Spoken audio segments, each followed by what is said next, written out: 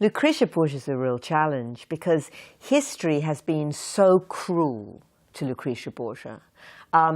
Very early on, what happens is that the gossip about her, and because this is a foreign interloping family, there is a lot of gossip from the enemies, the gossip very quickly becomes fact and therefore becomes history. And the gossip is that she is lascivious, and that she has sex with her father and sex with her brother, and that she is a poisonous, murderous young woman.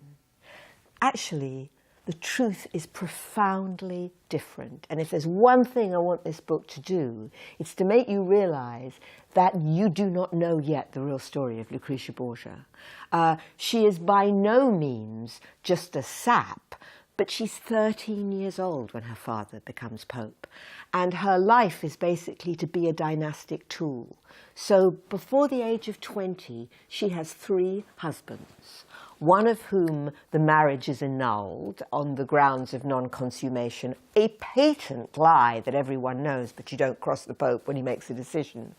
The second one, whom she truly loves, is murdered on a plot which is clearly instigated by her brother in order to move her on to the third marriage, where she becomes the really prime dynastic tool because she becomes the Duchess of the city of Ferrara.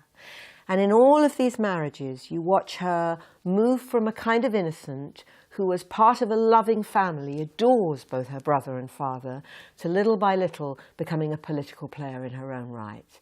She is smart enough to realize that she is being used, and at the same time is still feeling affection for her family. She starts to take her own destiny into her own hands.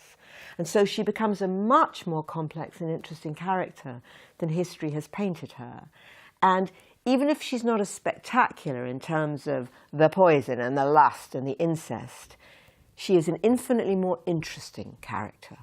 I grew to admire her quite a lot because I thought, my God, if I'd been born into this family at the age of 13, would I have been able to make the journey she has?